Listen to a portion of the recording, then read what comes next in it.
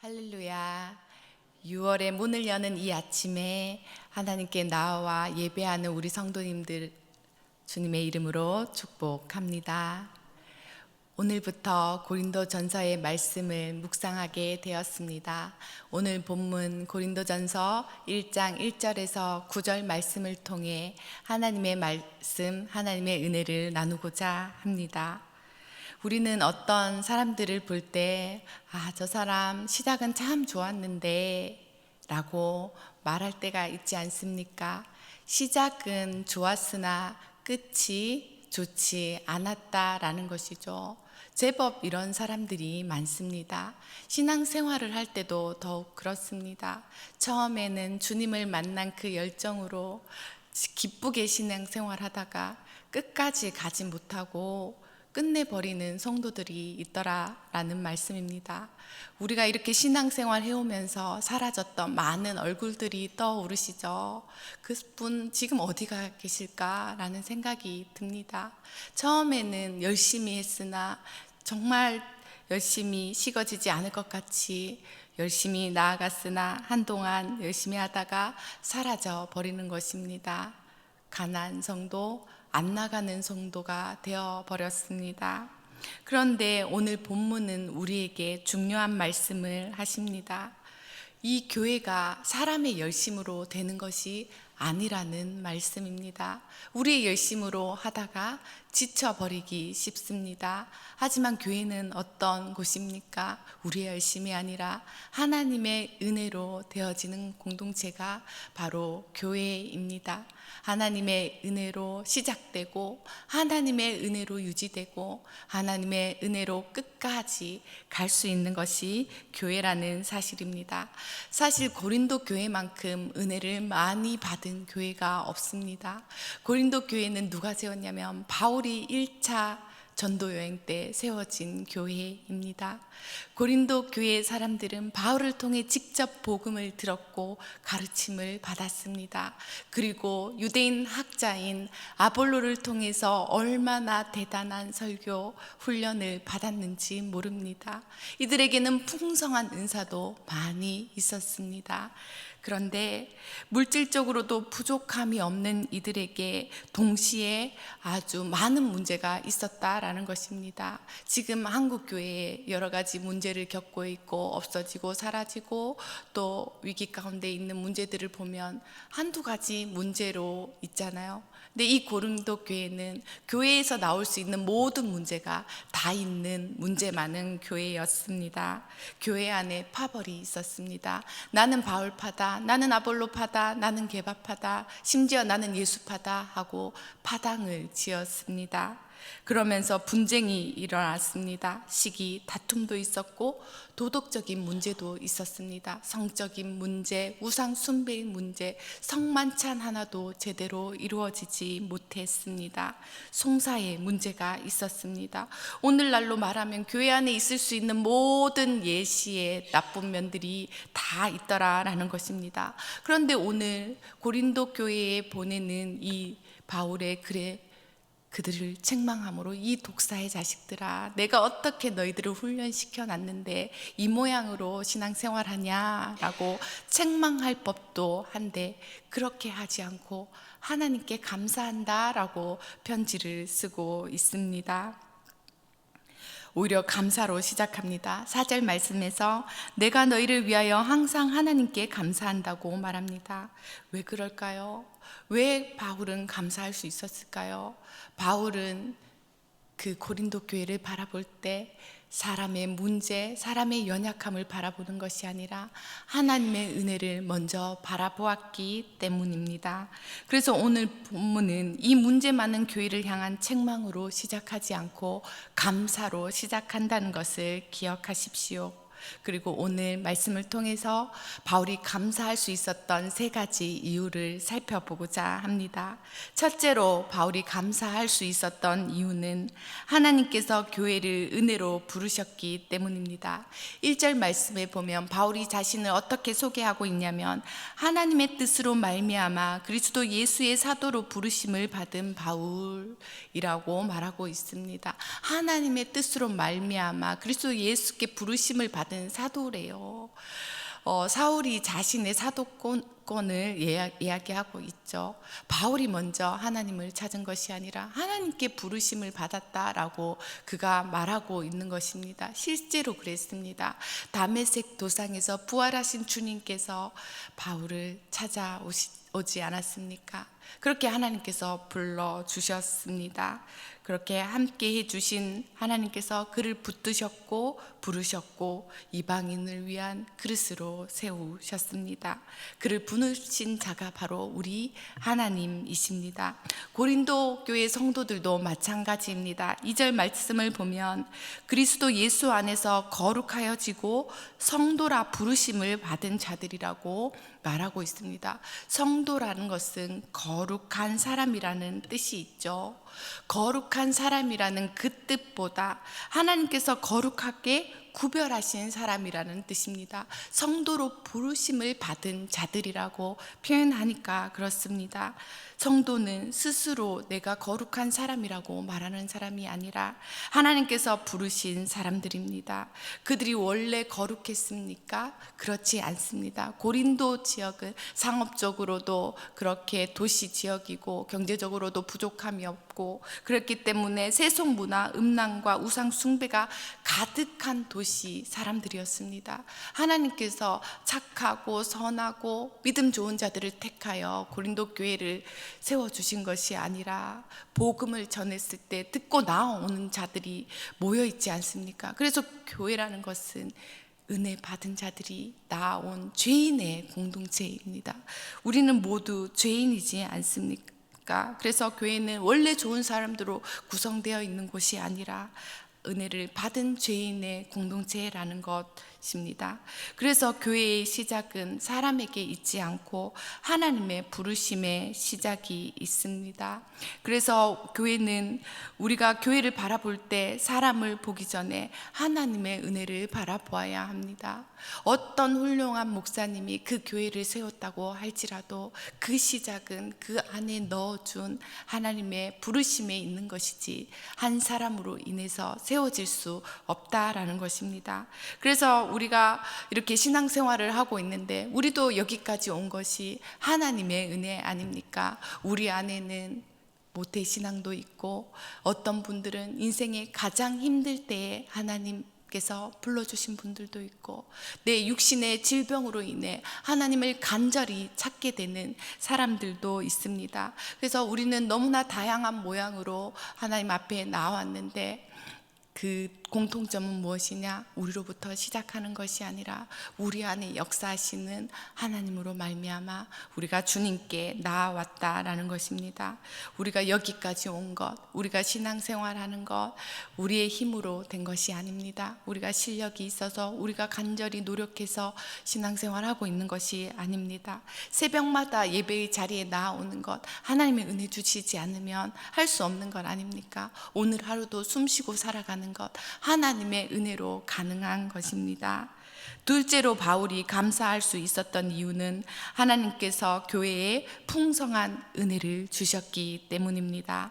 4절에서 바울이 항상 감사한다고 했잖아요. 감사할 이유가 무엇입니까? 고린도 교회가 완벽한 것이 아닌데 감사한다고 말하고 있습니다. 그들이 받은 하나님의 은혜를 보았기 때문입니다. 4절 말씀을 함께 읽도록 하겠습니다. 그리스도 예수 안에서 너희에게 주신 하나님의 은혜로 말미암아 내가 너희를 위하여 항상 하나님께 감사하노니. 하나님께서 너희에게 주신 하나님의 은혜로 말미암아 감사한다라고 말하고 있습니다. 5절에서 7절 말씀에 고린도 교회가 받은 은혜를 기록하고 있는데요. 고린도 교인들은 모든 말과 모든 지식에 풍부하다고 했습니다. 각종 각양의 은사를 고린도 교회에 넣어 주었습니다.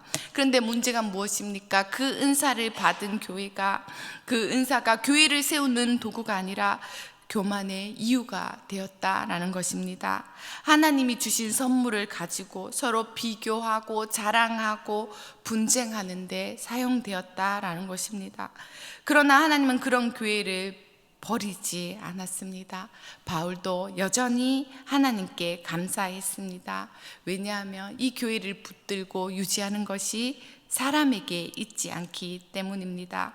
우리도 마찬가지입니다. 교회 안에 성도들이 참 부족해요. 우리 스스로 고백하지만 부족한 사람들 아닙니까? 그러면 목회자는 훌륭하냐? 목회자도 부족한 사람들입니다. 우리는 서로 험담하려면 얼마든지 험담할 거리들이 많이 있는 죄인들이지 않습니까? 성도도 목회자도 그렇게 부족한 사람들이 모여 있습니다. 그러나 하나님께서 우리를 완벽해서 사용한 것이 아니고 성도로 완벽해서 불러주신 것이 아니라는 것을 기억하면 우리가 서로 은혜로 서로를 세우는데 우리의 은사를 사용하고 우리 서로를 세워주고 기도하고 연약한 부분들을 그렇게 하나님께서 일해달라고 하는 일에 우리 서로를 내어주어야겠습니다. 교회의 주인은 사람이 아닙니다. 우리 성도도 교회의 주인이 아니고, 교회를 개척했다고 해도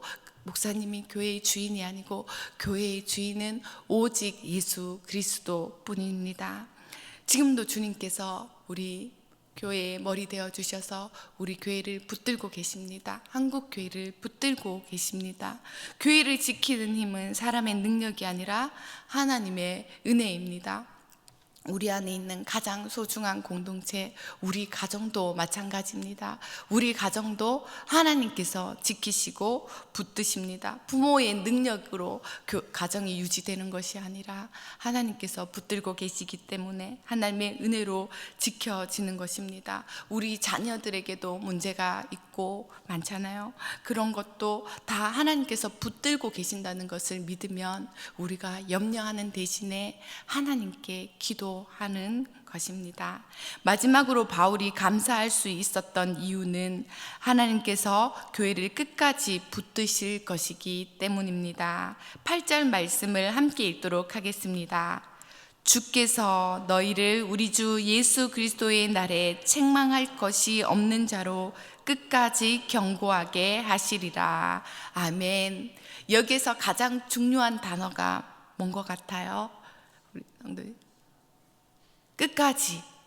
네, 끝까지. 우리 주 예수 그리스도의 날에 책망할 것이 없는 자로 끝까지 경고하게 하시리라. 우리를 끝까지 붙들어 주신다는 것입니다. 신앙생활이 딱 단거리면 참 좋겠다라는 생각이 드는데, 우리가 삶을 즐겁게 잘 살다가 주님 나라 가기 전에 100m 달리듯이 경주에서 딱 하나님 나라에 도착하면 좋겠는데, 우리가 누구는 태어날 때부터 누구는 또 하나님 만난 시점들이 다 다른데 긴 신앙생활을 마라톤 하듯이 달려가는 것입니다. 때로는 뛰다가 걷다가 쉬다가 하면서 그렇게 신앙생활을 우리가 해가고 있습니다. 그래서 마라톤을 시작하는 것, 하나님 만나는 것, 그때도 참으로 중요하지만 우리가 모두 다 결승선에 들어가는 것이 참으로 중요하지 않습니까? 그래서 우리가 끝까지 가야 하는데 우리 안에 끝까지 갈 힘이 있습니까? 없습니까? 우리의 힘으로는 그 마라톤을, 신앙의 경주를 완주할 힘이 우리 안에는 없습니다. 오직 하나님께만 있습니다. 우리는 넘어집니다. 실수합니다. 낙심합니다. 그러면서도 신앙을 또 이렇게 나아가고 있습니다. 그러나 낙심하는 우리를 포기하시지 않는 분이 바로 우리 하나님이십니다. 우리가 끝까지 붙드는 것이 아니라 하나님께서 끝까지 우리를 붙들어 주신다는 사실입니다. 신앙생활 하면서 나는 왜 이럴까? 나는 아직도 왜 이 자리에만 머물러 있는 것 같지? 나는 왜 자꾸 같은 문제로 자꾸 넘어지지? 이렇게 낙심하고 낙담하게 될 때가 있습니다. 그러나 우리의 소망은 우리의 그 믿음의 크기에 있는 것이 아니라 하나님의 신실하심이 있다. 나를 포기하지 않으시는 하나님의 그 신실하심을 붙들고 나아가야겠습니다. 이제 마지막 절입니다. 9절 말씀을 함께 읽도록 하겠습니다. 너희를 불러 그의 아들 예수 그리스도 우리 주와 더불어 교제하게 하시는 하나님은 미쁘시도다. 아멘. 바울은 하나님은 미쁘시도다 고백했습니다. 하나님은 신실하십니다 라고 말하는 것입니다. 우리가 신실한 것이 아니라 우리가 믿음 생활하면서 우리가 신실한 것이 아니라 하나님의 신실함에 기대어서 우리는 하나님이 신실하시기 때문에 그 하나님을 믿고 나아가는 것입니다. 처음에 우리를 믿음의 길로 인도해 주신 하나님이 신실하셔서 우리가 하나님의 은혜로 믿음의 길을 가게 되었습니다. 우리가 중간 과정 가운데 있는데 이 믿음의 경주를 계속하고 있는 것은 하나님의 신실하심에 있습니다. 우리를 영화롭게 하실 분도 하나님이십니다. 그래서 우리가 하나님을 붙드는 그 힘, 작은 힘보다 하나님께서 우리를 붙잡고 계시는 그 힘이 더 강함을 아시고 우리의 교회의 미래, 우리의 가정의 미래, 우리 삶의 미래를 하나님께 모두 맡기시기를 바랍니다. 결국은 모든 것이 하나님의 손에 달린 것입니다. 사랑하는 성도 여러분, 6월 첫날입니다. 한 달을 어떻게 계획하실 것입니까? 많은 염려와 기대가 동시에 있지 않습니까? 오늘 주신 말씀을 기억한다면 내 삶을, 우리 가정을, 우리 교회를, 한국 교회를 붙들고 계신 하나님의 신실하심에 내어 맡기며 그 하나님께 은혜로 나아가시기를 바랍니다. 우리를 부르신 이도 하나님이시요 오늘까지 붙드신 분도 하나님이시며 앞으로 끝까지 책임져 주실 분도 하나님이십니다. 낙심하지 마시고 낙담하지 마시고 나 때문에 어려워하지 마시고 절망하거나 두려워하지 마시고 하나님의 은혜로 부름받아 그 문제 많던 고린도 교회도 하나님의 은혜의 도구가 되었던 것처럼 문제 많은 우리의 인생이지만 하나님의 손에 들리면 우리는 여전히 하나님의 도구가 되어 우리 인생을 끝까지 책임지실 것을 믿음으로 나아가시기를 바랍니다. 이 6월 한 달 내내 승리하게 되시는 우리 모든 성도님들이 되시기를 주님의 이름으로 축원드립니다. 함께 기도하시겠습니다. 신실하신 하나님 아버지, 우리를 은혜로 부르시고 오늘까지 붙들어 주심에 감사를 드립니다. 우리의 믿음과 교회와 가정을 사람의 힘이 아니라 하나님의 은혜로 세워 주옵소서. 연약함 때문에 낙심하지 않게 하시고 끝까지 우리를 책임져 주시는 주님의 신실하심을 의지하게 하여 주옵소서. 우리 영세교회 사랑하여 주셔서 감사드립니다. 우리 영세교회가 처음부터 끝까지 하나님의 은혜를 붙드는 교회가 되게 하시고 여기 모인 우리 모든 성도님들 주께서 견고하게 세워 주시옵소서. 감사를 드리며 이 모든 간구 살아계신 우리 주 예수님의 이름으로 기도드립니다. 아멘.